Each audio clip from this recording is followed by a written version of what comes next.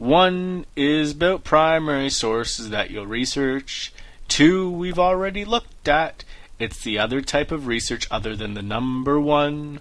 One is about experiences you'll want to find out. Yes, it's about experiences, reactions, responses, or feelings you'll want to find out. 'Cause one is about primary sources that you'll research. One is about primary sources better than the number two. Ladies and gentlemen, today we're going to take a look at primary research sources. Make sure you get out your pen and paper and follow the STORM philosophy of note-taking, and sit back and enjoy. Okay, so today we're going to take a look at what is primary data, the types of primary data, when to use primary data, how to gather and use primary information, and lastly, the different types of primary research sources. So first of all, what is primary data? Primary data are those pieces of information that are unanalyzed. It's current information. It's collected by researchers for a specific purpose. Remember, this is first-hand research. So the marketer will set out to find specific information that they want to find, and they will gather that information in a specific manner. They are not taking anyone else's information. They are gathering it themselves. So there's two different types of primary data, qualitative and quantitative. Qualitative is all about people's reactions, responses, feelings towards a certain product or service. The researcher acts as that data gathering instrument. So they're the person who needs to ask these specific questions, ask the right questions, and gather this information from respondents. What the research is trying to do is gather a rich, a detailed description of the respondent's feelings or reaction to a certain product or service. The researcher doesn't necessarily know how the respondent is going to answer. They don't necessarily know how the conversation is going to go. They just have a rough guide that they're going to work from to gather these responses. The researcher acts like a person involved in a discussion or a dialogue, and they're just simply trying to gather any and all information.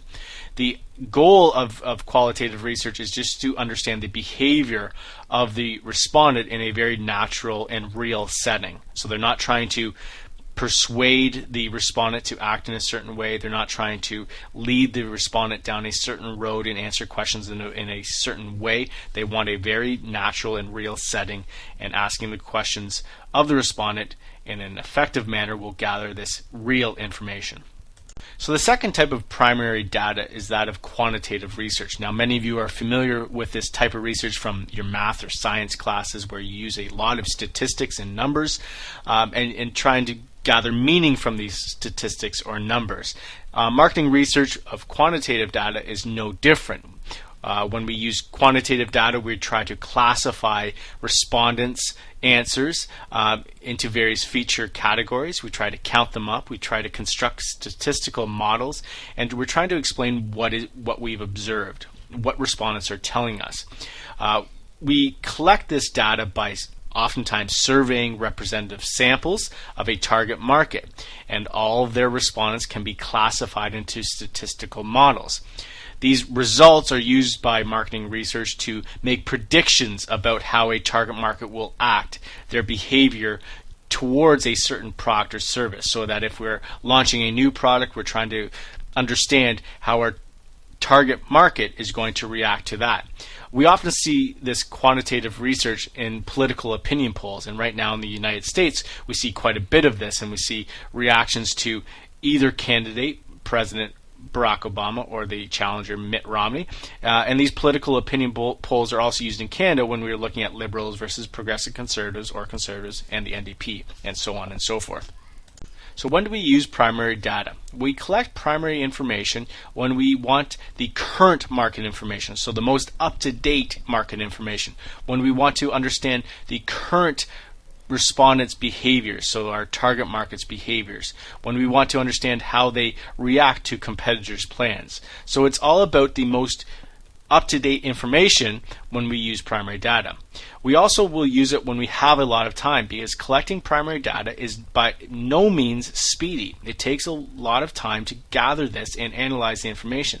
But the other part to this is that it doesn't cost a lot of money to conduct primary data. Oftentimes it's far cheaper than secondary data. So those are two considerations that you need to think about before gathering primary data. So going about gathering and using primary data, you need to follow a very straightforward step-by-step process. Now this is almost identical to the marketing research process that you saw in the previous video. But with primary data, we need to make sure that we go through each of these steps in order to make sense of the results. So the first step, defining the marketing problem situation. Right? So with any marketing research task, there's always a reason for it, and this is the problem or situation, and you have research objectives that you want to accomplish. You want to develop the research plan. How are you going to gather this information? You then need to go out and collect the data. And once you've collected the data, you need to analyze the data, because a lot of these respondents have given you their responses in terms of emotions or their actions in which they've taken, and so you need to code this and analyze the data. You then are going to present the findings, right? So make it into a very neat and concise visual that you can draw some conclusions from, and then you're going to make those decisions. So there are various primary research sources: test marketing, internal information sources, surveys, observation, and focus group interviews. And these 5 are what we will look at today. So the first primary research source is test marketing. Now this is for companies who want to see how their product might sell. What they do is they offer a limited number of products in a representative test center, often one city or one town in Canada. These representative test centers represent the demographic composition of the country as a whole. Peterborough, for example, is a representative test center that many companies will offer their products in before they release it to the rest of Canada. This allows the companies to gauge how successful or not successful the product may be. For example, Kentucky Fried Chicken, before it released the Double Down across the country, released it in a number of test centers to gauge how successful the product would be. Major Hollywood movies are often released to a number of select movie theaters before they are released to the nation as a whole. Again, this is an example of test marketing. So based on the results and the feedback given by customers, the company can decide whether or not to go ahead and launch the product or not.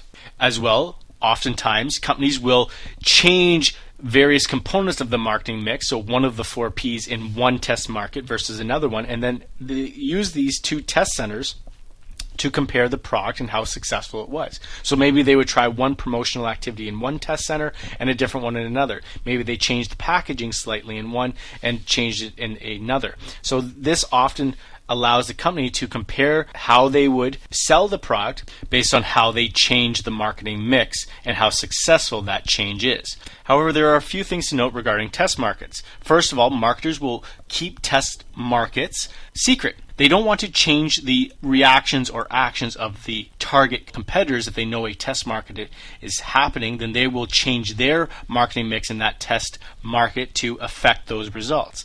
Another thing to note is that test marketing is very expensive, and sometimes the results you gather from this test marketing is not necessarily accurate. So the purpose, again, is to provide a real-world example to the company so they can decide whether or not to launch a product or launch a promotional campaign or change a price in a certain way. So the next primary research source is internal information sources. Now this is when employees of the company gather this information through sales records or inventory records or advertising promotion records or production records and all these internal records and input them into databases that the company can then assess the information, analyze it, and make decisions based on this information. Some of this information is gathered when consumers purchase products. And so what you'll often find when you check out, the company will ask you for your postal code, or they'll ask you a simple question. And again, this is consumer information that they gathered as you checked out. Once they have this information, they can then go through and data mine the information. And this is where you need to determine relationships between personal information of the consumer and purchasing behavior. Oftentimes we connect this between sales and inventory records and advertising, promotional records and production records and consumers' reactions based on what they were buying or not buying during a specific period of time.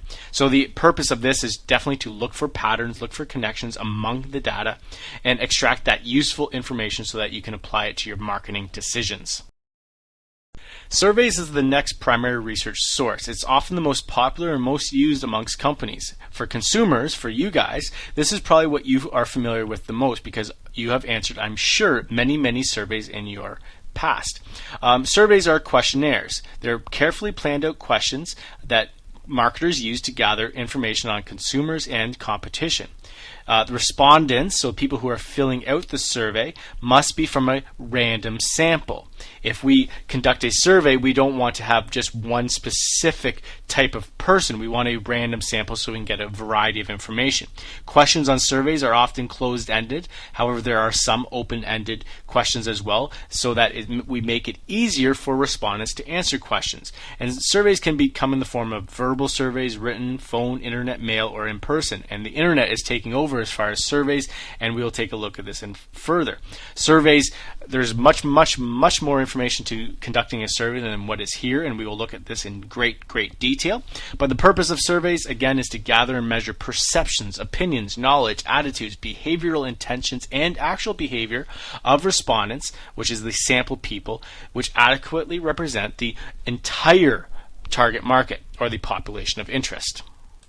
The next primary research source is observation. Now pretend I am watching you right now. No, I'm just joking. That'd be really weird. No, observation is a research technique that marketers will engage in when they don't want the consumer to be aware of them. And so they will collect information by recording the actions of the consumer without the consumer being aware. So oftentimes this is done through cameras or through very carefully planned out techniques. So they don't want to interact or communicate with the person. They want to keep it as real as possible. Just think, if you were shopping in a store and you knew someone was watching you, you would change your behavior. If you knew that I was watching you right now as far as taking notes, again, you would change your behavior.